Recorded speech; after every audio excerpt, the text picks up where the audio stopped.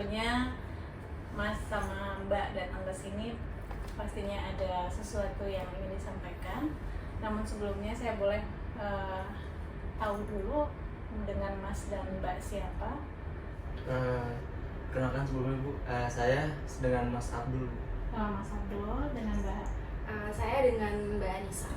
Ya, Mbak Anissa dan Mas Abdul ini kita dalam proses konseling saat ini, insya Allah kita akan lakukan sekitar 1 jam ke depan, insya Allah berkaitan dengan pembahasan permasalahan yang Mas sama Mbak sedang alami saat ini.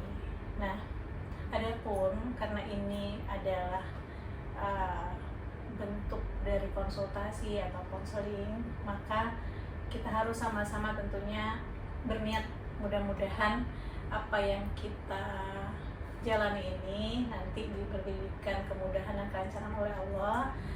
Dan apapun itu saya hanya sebagai sharing partner saja, sebagai teman untuk berdiskusi yang melihat permasalahan ini dari sudut pandang yang lebih netral. Namun bagaimanapun kita menyerahkan hasilnya kepada pertolongan Allah dan tentunya dengan terus berusaha. Nah, untuk itu boleh saya tahu kira-kira hal apa yang membuat Mas sama Mbak ingin datang ke sini dan apa yang akan disampaikan? Semua mulai dari Mas atau Mbak? Mungkin dari suami saya terlebih dahulu. Silakan Mas. Jadi awal dari permasalahan ini adalah ketika saya kan sudah kerja 10 tahun nih Bu di satu perusahaan. Dan kemudian kemarin itu kena COVID-19 Bu. Akhirnya saya di PHK. Ya, setelah saya PHK tuh saya kan belum dapat pekerjaan ya Bu ya. Kebetulan juga saya punya 2 anak Bu. 2 anak itu, saya 2 anak umur 7 tahun dan 4 tahun. Nah, setelah saya di PHK itu ternyata setelah saya di rumah, kan saya banyak cicilan rumah gitu Bu ya, bayar cicilan rumah. Terus pas saya di rumah itu, saya samperin debt collector Bu. Karena memang ya dilihat dari permasalahan awal dari saya di PHK kemarin, saya belum punya penghasilan Bu. Nah, oleh sebab itu ternyata istri saya itu diam-diam meminjam online Bu. Untuk menutupi kebutuhan sehari-hari. Nah, menurut saya itu saya sebagai suami itu merasa dilangkahi Bu, karena istri saya tidak minta izin untuk ke saya bahwa mau minta minjem online gitu loh Bu. Seperti itu sih awalnya. Iya. Berarti saat ini Mas Abdul sedang tidak punya pekerjaan, jadi sedang di PHK. Dan ketika dalam situasi itu di sini istri Mbak Anissa melakukan pinjaman online gitu ya, dan didatangi oleh debt collector seperti itu ya Mas ya. Ya tentunya situasi ini membuat Mas Abdul merasa sangat tidak nyaman. Sebelumnya saya mau tanya dulu nih, Mas Abdul sebagai kepala rumah tangga, kira-kira nih tujuannya, harapannya pernikahan ini ingin dibawa kemana sih? Tentunya saya sebagai kepala keluarga berharap keluarga saya itu bahagia, sakinah mawaddah warahmah. Semua kebutuhan baik anak istri saya semua terpenuhi Bu. Oke, Masya Allah ya. Jadi ternyata tuh Mas Abdul punya keinginan sebenarnya untuk bisa membawa keluarganya bahagia, sakinah mawaddah warahmah. Jadi kalau itu tuh bukan bahagia di dunia aja ya gitu ya, tapi juga insya Allah sampai ke akhirat, karena pernikahan itu adalah bagian dari ibadah kita kepada Allah gitu. Nah, bagaimana dengan Mbak Anissa, ada yang mau disampaikan terkait dengan apa yang tadi baru disampaikan oleh Mas Abdul, atau ada hal-hal lainnya? Sebenarnya saya sedikit mau menambahkan saja sih Bu. Mungkin dari pandangan suami saya meminjam pinjaman online itu secara diam-diam tanpa alasan gitu Bu. Tapi saya punya alasan tersendiri kenapa akhirnya saya memutuskan untuk akhirnya memakai pinjol gitu Bu. Jadi itu anak saya 2, umurnya itu 7 dan 4 tahun. Kebutuhan rumah tangga kami juga banyak banget, untuk biaya sekolah, untuk biaya makan sehari-hari, dan mungkin anak kecil juga butuh hiburan gitu ya Bu. Tapi dengan kondisi suami saya yang kena PHK dan kemudian dia juga tidak ada inisiatif untuk mencari kerja lagi, saya benar-benar udah ada di ambang putus asa gitu. Jadi saya berpikir untuk pinjaman online karena menurut saya itu solusi yang paling membantu gitu loh Bu, untuk di situasi seperti sekarang. Seperti itu sih. Jadi Mbak Anissa melakukan pinjaman online ini karena dalam kondisi yang sangat terpaksa gitu ya, tidak ada betul. pemasukan dari suami karena sudah tidak bekerja lagi, dan Mbak Anissa memang tidak meminta izin ya kepada suami untuk melakukan pinjaman online ini. Sebenarnya aku nggak izin sama kamu karena memang nggak mau nambahin pikiran lagi Bu, apalagi mungkin suami saya juga masih down, dalam keadaan down karena nggak ada kerjaan, nggak ada kesempatan untuk kerja lagi, dan habis di PHK juga, sedangkan kebutuhan rumah tangga kami banyak. Saya memilih untuk diam, untuk keep keputusan saya ini karena memang saya nggak mau menyusahkan suami saya gitu. Tapi ternyata di situ justru jadi persoalan yang lumayan bikin kita jadi renggang gitu. Iya. Oke, jadi di sini masalahnya berikutnya adalah alasan dari Mbak Anissa sebenarnya untuk tidak meminta izin kepada suami adalah karena ingin menjaga gitu ya perasaannya, karena sedang stres, tidak ada pekerjaan gitu. Jadi akhirnya melakukan pinjaman online. Namun apakah kira-kira saat itu Mbak Anissa mempertimbangkan efek setelah itu seperti yang disampaikan oleh Mas Abdul bahwasanya akan ada debt collector gitu ya, akan datang untuk meminta pembayaran itu gitu. Sementara kan penghasilan saat ini belum ada. Nah itu kira-kira seperti apa? Awalnya saya benar-benar nggak ada kepikiran bahwa akan datang debt collector ke rumah, dan akhirnya suami saya mengetahui keputusan saya tersebut. Tapi jadi saat saya minjem itu awalnya hanya 5 juta Bu, tapi kemudian karena saya nggak bayar cicilan terus, akhirnya bunganya bertambah terus dan semakin banyak, jadi totalnya 25 juta. Itu yang mungkin memberatkan saya juga dan suami saya juga untuk bayar cicilan tersebut gitu. Saya nggak ada pikiran dari awal kalau akan jadi sebesar ini gitu karena bunga tersebut Bu. Oke, kan Mbak Anissa sendiri melakukan itu tadi karena suami belum ada pemasukan atau pekerjaan lainnya. Nah dari Mas Abdul sendiri kira-kira saat ini gitu kan sudah tidak ada pekerjaan, sementara ada anak 2 seperti yang disampaikan oleh Mbak Anissa gitu. Apa yang sudah dilakukan saat ini gitu supaya rumah tangga ini terus bisa berjalan dengan berbagai kebutuhan yang memang harus terpenuhi? Ya Bu, setelah saya di PHK pasti saya akan mencoba untuk mencari kerja Bu. Cuman mungkin tidak dalam waktu dekat karena memang saya kenapa merasa dalam sama istri. Tentu kan selama 10 tahun seperti saya masih ada duit tabungan ya Bu ya.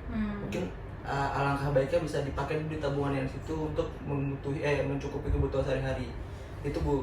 Makanya saya sambil mencari kerja baru untuk memenuhi kebutuhan sehari-hari Bu. Gitu. Oke. Mas Abdul sudah mencari pekerjaan tadi ya. Tadi Mas Abdul disampaikan untuk sementara berpikir bakal bisa dari uang tabungan terlebih dahulu gitu ya, dan tetap berusaha mencari pekerjaan. Nah saat ini kira-kira kendalanya seperti apa Mas gitu? Ini kira-kira udah berapa lama ya kondisi tanpa pekerjaan ini? Dari Covid 2020 berarti? Berarti udah cukup lama ya, berarti udah hitungan tahun. Nah kira-kira tabungannya itu masih ada atau tidak? Nah itu dia Bu. Nah, jadi tentunya gitu kan keputusan dari istri kemudian harus meminjam ke pinjaman online yang mungkin prosesnya sangat cepat ya, tanpa ribet udah bisa langsung cair gitu kan. Akhirnya terpaksa diambil mungkin karena yaitu ada hal-hal tadi yang berkaitan dengan kewajiban-kewajiban yang setiap hari gitu ya, baik untuk sekolah anak, untuk makan dan lain-lain. Nah kira-kira Mas Abdul sendiri saat ini apa nih yang sudah mencari pekerjaan yang seperti apa dan kendalanya seperti apa? Tentunya saya sudah mencari pekerjaan sesuai dengan pekerjaan saya terdahulu ya Bu di perusahaan. Cuman memang mengingat umur saya udah tua ya Bu ya, karena saya udah kerja di perusahaan yang lama itu 10 tahun gitu. Jadi kendalanya adalah pertama umur saya yang tua, dan pekerjaan yang relate dengan saya itu mencari umur yang di bawah saya gitu Bu. Jadi klasifikasinya nggak masuk dengan saya gitu, tapi saya tetap mencari kerja sih Bu. Oke, jadi ada masalah dari sisi usia gitu ya, dan kemudian perusahaan-perusahaan yang sudah dicoba untuk masuk itu mereka lebih memilih yang lebih muda usianya gitu ya. Nah apakah memungkinkan untuk, kan sejauh ini Mas Abdul masih mencari pekerjaan yang relate dengan pekerjaan yang sebelumnya gitu ya, dengan latar belakang yang sebelumnya. Apakah terbuka gitu ya kemungkinan alternatif lain yang tidak harus relate dengan pekerjaan yang sebelumnya, yang memang tadi sudah terbatas karena usia dan lain-lain gitu. Jadi misalnya yang itu tidak terbatas dari sisi usia, peluangnya juga besar misalnya, dan atau dari sisi istri juga mungkin juga bisa membantu apa keahlian yang ada, misalnya kira-kira hobinya apa, Mbak Anissa suka masak nggak gitu kan, mungkin bisa juga kan saat ini bisa masakan-masakan itu bisa dijual secara online juga gitu ya, atau di grup tempat tinggal, grup yang lain yang memang mungkin punya grup WhatsApp gitu ya, melalui media-media itu bisa dipasarkan gitu ya apa yang sudah dibuat tadi. Nah, apakah ada kemungkinan solusi seperti itu? Karena kalau dilihat tadi sumber permasalahannya adalah yang pertama itu tidak ada penghasilan gitu ya, tidak ada penghasilan. Kemudian Mbak Anissa terpaksa melakukan pinjaman online. Namun di sisi lain Mbak Anissa tidak meminta izin kepada suami gitu. Nah, secara logikanya memang bagaimanapun rumah tangga ini tetap harus berjalan ya kan, karena ada anak gitu ya, ada istri yang harus dinafkahi dan sebaliknya juga gitu ya. Suami juga tentunya perlu juga ya untuk kehidupan sehari-hari gitu. Nah, jadi akhirnya Mbak Anissa mengambil keputusan itu. Nah, namun kemudian ada yang kira-kira Mbak Anissa nih, kalau dari sisi Mbak Anissa, suami misalnya melakukan sesuatu yang sangat ya ini kan krusial ya, melakukan pinjaman gitu tapi tidak meminta izin, itu kira-kira gimana? Saya pasti kecewa juga sih Bu. Tapi mungkin saya akan cari tahu dulu apa alasan suami saya melakukan hal tersebut gitu. Kalau memang alasannya masuk akal dan memang dalam keadaan kepepet, mungkin saya juga bakal bisa untuk berusaha mengerti. Gitu. Jadi kecewa juga ya ketika suami melakukan hal-hal yang krusial, tidak berdiskusi atau tidak berkomunikasi dengan Mbak Anissa sebagai seorang istri gitu ya. Nah, demikian juga di dalam agama kita, yang jadi pemimpin itu kan adalah suami gitu ya. Jadi sehingga apapun yang kita akan lakukan gitu, tentunya kita perlu untuk meminta izin atau persetujuan dari suami gitu ya, karena bahwasanya suami itu adalah pemimpin dalam rumah tangga gitu ya, itu menjadi terikut dengan kewajiban juga gitu. Jadi tidak hanya sebatas menempatkan suami sebagai imam, tapi juga suami harus melaksanakan kewajibannya dan kemudian tentunya mendapat hak gitu ya, mendapat hak penghargaan dari istri, dari anak gitu ya. Dan bagaimana suami bisa menjalankan kewajibannya seperti tadi itu, salah satunya adalah terkait dengan ekonomi, finansial, kasih sayang gitu ya, menjadi imam dari sisi religius ya di dalam rumah tangga juga gitu ya. Nah, sehingga perlu ada solusi ini. Nah, kira-kira apa nih Mas yang memungkinkan untuk dilakukan terkait dengan kewajiban ini? Mungkin tadi melihat dari permasalahan yang saya umur sudah tua dan mungkin dari perjalanan tidak relate dengan saya itu karena klasifikasi tidak masuk, mungkin bisa dicari dengan buka usaha ya Bu ya. Karena ngelihat hobi istri yang mungkin masak, mungkin nanti kita bisa komunikasi lagi baiknya gimana, mungkin istri mau masak nanti dari duit tabungan kita pakai untuk usaha kecil-kecilan untuk paling enggak apa ya istilahnya tuh membantu kebutuhan lah meskipun sedikit. Sambil saya juga mencari pekerjaan yang lain yang lebih membuat untuk kebutuhan saya lebih terpenuhi lagi sih. Berarti ada kemungkinan untuk buka usaha ya, tapi ya mulai dengan usaha yang kecil dulu gitu ya, berdasarkan dengan kemampuan keuangan saat ini gitu ya, dari tabungan yang ada gitu ya. Mbak Anissa suka masak gitu. Iya Bu, kebetulan saya suka masak. Iya, jadi itu juga bisa ya untuk membuat masakan-masakan yang mungkin juga Mas Abdul ikut terlibat di dalam prosesnya gitu ya. Tapi sambil jalan tentunya juga bisa mencari pekerjaan lainnya, karena di dalam surat Al-Insyirah Allah berfirman bahwasanya ketika kamu selesai melaksanakan satu pekerjaan gitu ya, jadi misalnya apakah itu karena memang sudah selesai atau memang tadi kondisinya PHK gitu, teruslah bersemangat untuk melakukan pekerjaan-pekerjaan yang lainnya gitu. Jadi kita jangan sampai hopeless, jangan sampai merasa oh ini udah selesai gitu, karena Allah pun juga tidak akan mengubah nasib kita sebelum kita sendiri mengubah diri kita sendiri gitu. Jadi jangan sampai kita hanya menunggu aja, ya udah ini udah takdir saya di PHK, saya nunggu aja gitu ya. Jadi sehingga kita perlu tetap berusaha semaksimal mungkin. Kita ada nggak yang bisa memastikan ke depan itu kita akan seperti apa? Tidak ada sih. Yang bisa memastikan siapa? Allah, hanya Allah. Nah, kita disuruh hanya untuk berusaha dan berdoa, berusaha semaksimal mungkin dan berdoa.